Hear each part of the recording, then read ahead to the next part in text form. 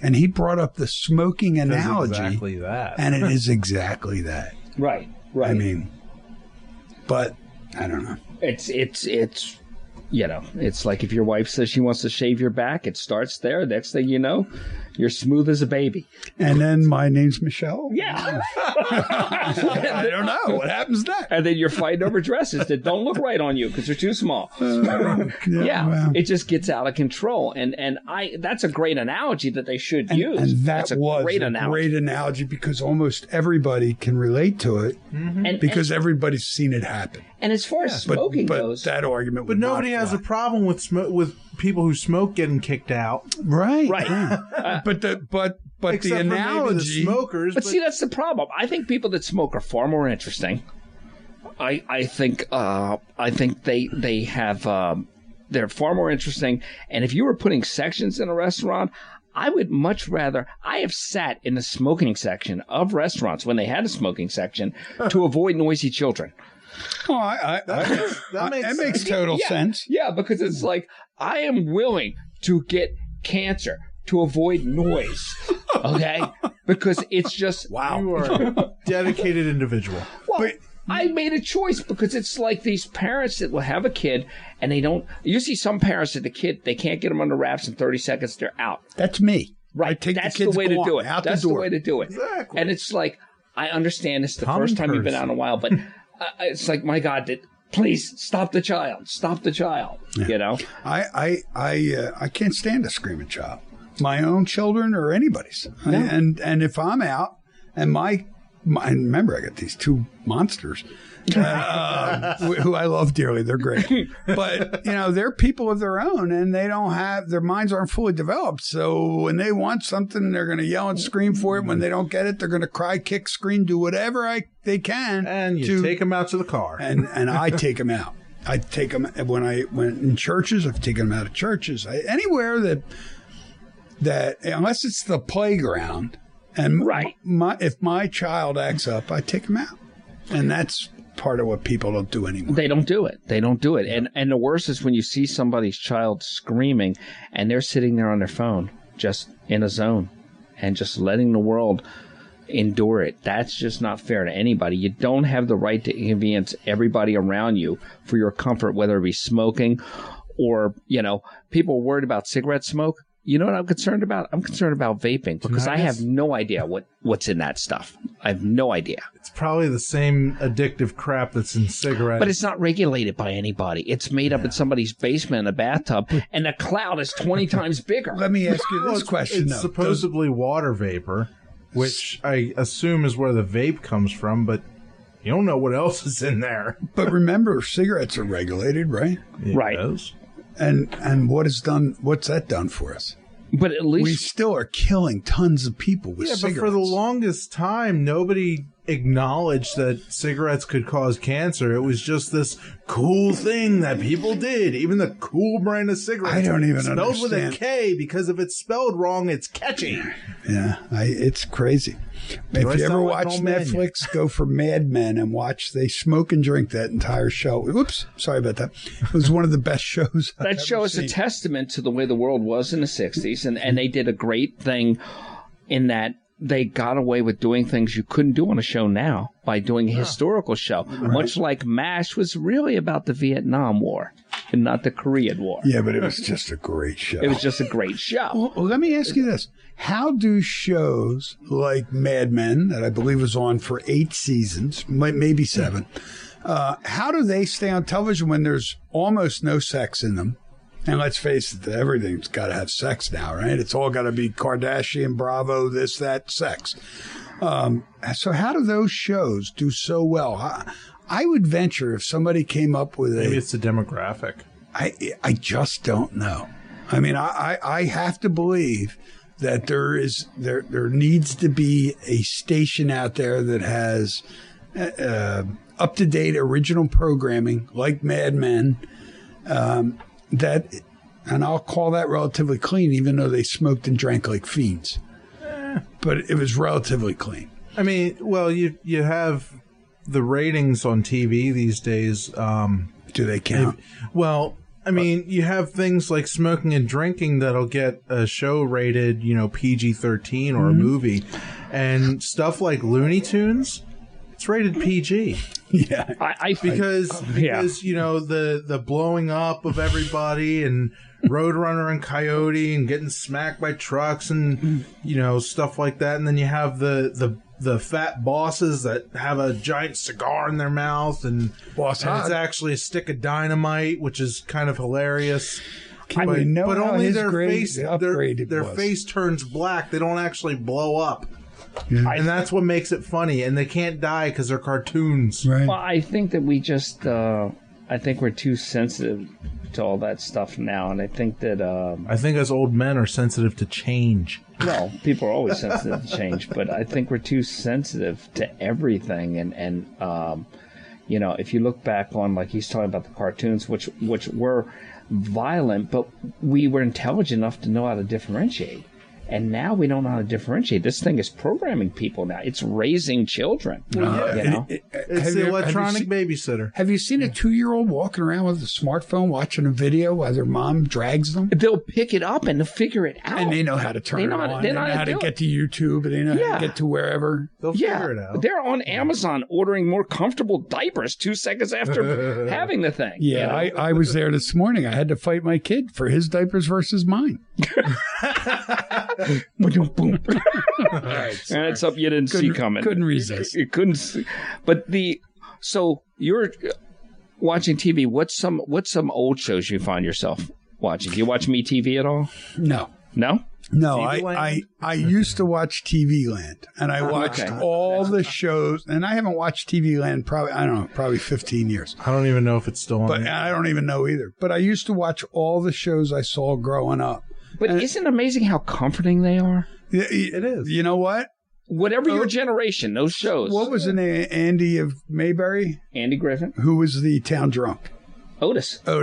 Everybody knew who he was. But look how they treated Otis in the 50s. Right. They picked Otis up. They said, come on, buddy. Give you a place to sleep. Made a little cot for him. Gave him a cup of coffee in the morning and sent him home. Now, what would that be today?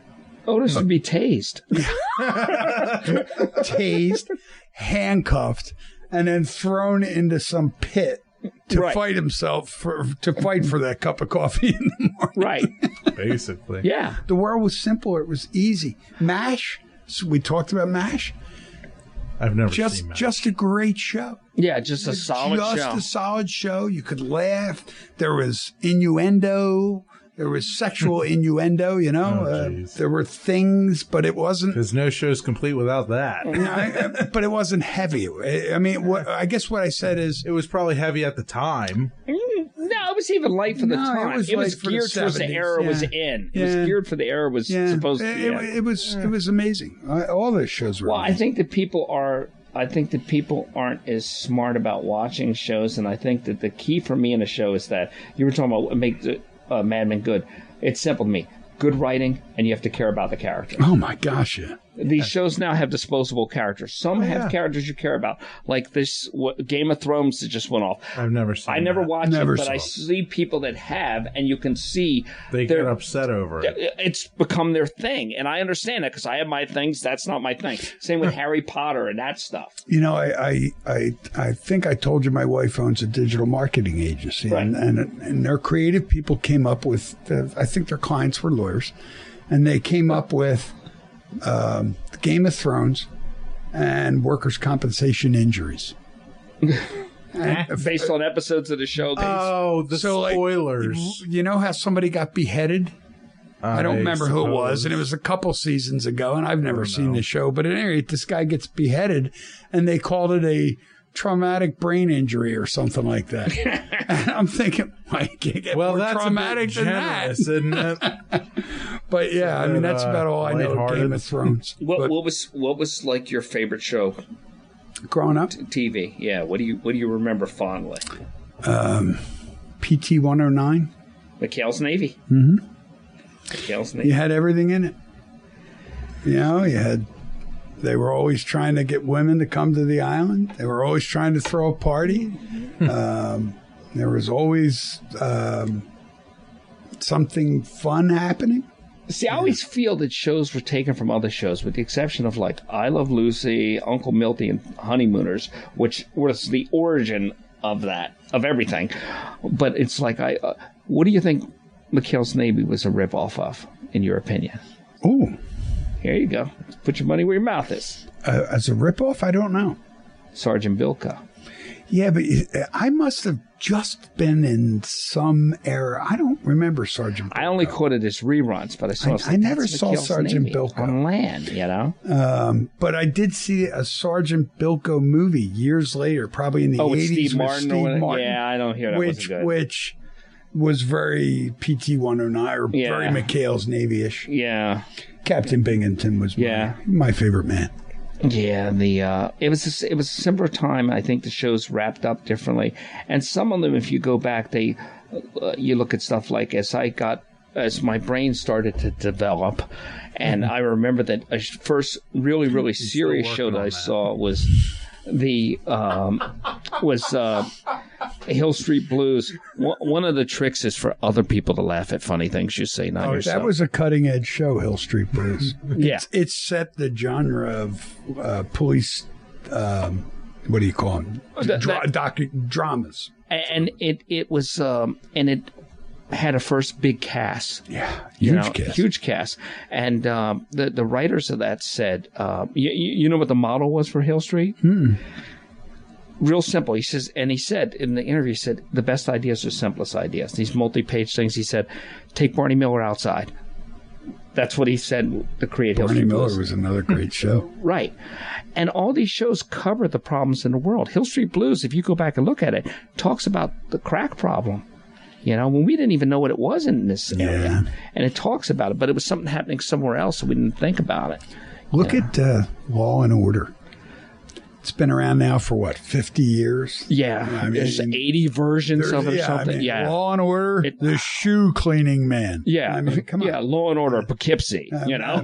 Law and Order Medical Center. Yeah. Chicago. I mean, it's crazy. I guess they've been everywhere then. But they're well watched. And it keeps generating viewers and everything. I've never seen an episode of it. It's like the Simpsons of crime shows. Yeah. Two women stars, Hill Street Blues. Who are they? What do you mean? Name the two women that were the ultimate female stars in Hill Street Blues. There were bigger characters and whatever, but there were two. Veronica women. Hamill. Yes, and where was Joyce Davenport? Wow, who's still very sensuous. Yeah, I haven't seen her since they put her dentures in. And the Betty Thomas. I'll save you. Yeah, well, she was very tall. Well, there was Stephen Baccia's wife who was on there. Who was that? It was Farrell's first wife, Faye Farrell. Faye, yeah, but didn't they get rid of her pretty quickly? They did. But she came back. Oh, all right. Well, the reason I ask is Veronica Hamill was found in Strawbridge's or Macy's. I forget She's which the first woman to smoke a cigarette on television. That's right. Yeah, and she was a good-looking woman. That's right. See, trivia, communication, no Google, going back and forth. We are the Google. We are the Google, and our algorithms are lacking. When the lights go out, we are Google. Yes. Power's out. This is your Google.